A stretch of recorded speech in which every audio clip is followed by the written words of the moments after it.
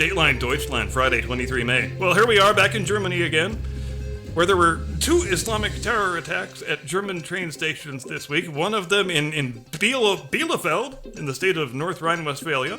And the second one at the Hamburg Hauptbahnhof on Friday evening. Yes, I said Hamburg Hauptbahnhof.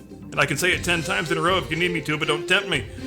But more importantly than all that, thank the good Lord I live in the United States of America, where we have our glorious First Amendment, and not in Germany, where, if I described these 2 attacks as Islamic terrorism, which they self-evidently are, which seems not unreasonable when the knife-wielding assailant pulls out a weapon and starts stabbing a bunch of people while screaming Allahu Akbar, I would probably serve more prison time than the actual terrorist would.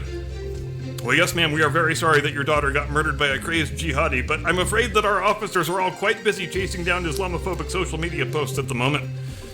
But your call is very important to us.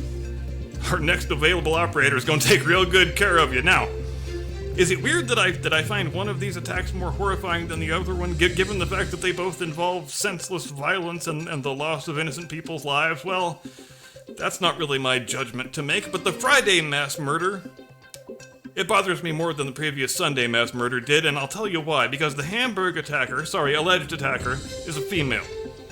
A female who inflicted wounds on a dozen people, 4 of whom are said to be in critical condition and still in mortal danger in the hospital. And as ridiculous as it is that any assailant with an edged weapon should be able to wound that many victims before being subdued, isn't it all the more ridiculous? And isn't it, in fact, very deeply shameful that a female attacker armed only with a knife should be able to extract that kind of a butcher's bill on a train platform in Hamburg, Germany? Because it raises a couple of fairly uncomfortable questions, I think, doesn't it? First of all, where the hell were the cops?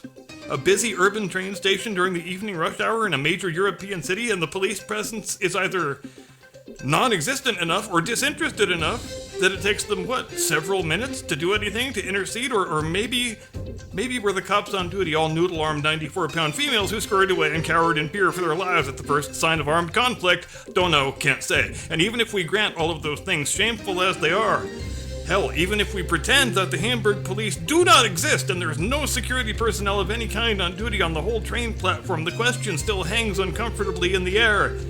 Where were the German men? Didn't Germany used to be a country that prided itself on a certain sort of masculinity? Didn't Germany used to be a place where you were seen as a total pussy if you graduated from college and didn't have at least one dueling scar on each cheek?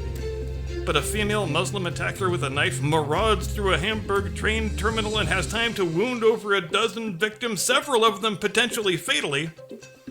And how many German men failed to intercede who could have easily physically subdued the attacker? Worse yet, how many German men stood there and pulled out their little phones and started shooting video footage instead of interceding and subduing the attacker and potentially saving the lives of the innocent? Is that what the state of German manhood actually looks like now?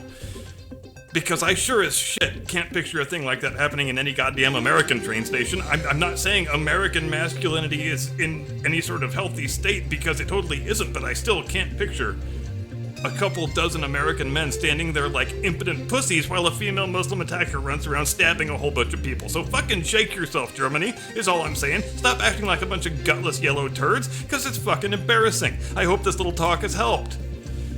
And goddammit, that's the end of the roundup. But I feel like I could talk for another 67 minutes straight about what a bunch of pussified douchebags the Germans are, but I guess we'll have to table the matter until next week. Have no fear, I am sure the Germans will find their way back into the roundup 7 days from now, because they always do, and those matters having been dealt with, I am going to hand you fine people off to my distinguished colleague, your illustrious co-host, a man of such ravenous appetite. The waitress hands him the menu and he says, "Yeah, okay, that should do." The one and only, your friend and mine, Mr. Caucasian Sasquatch.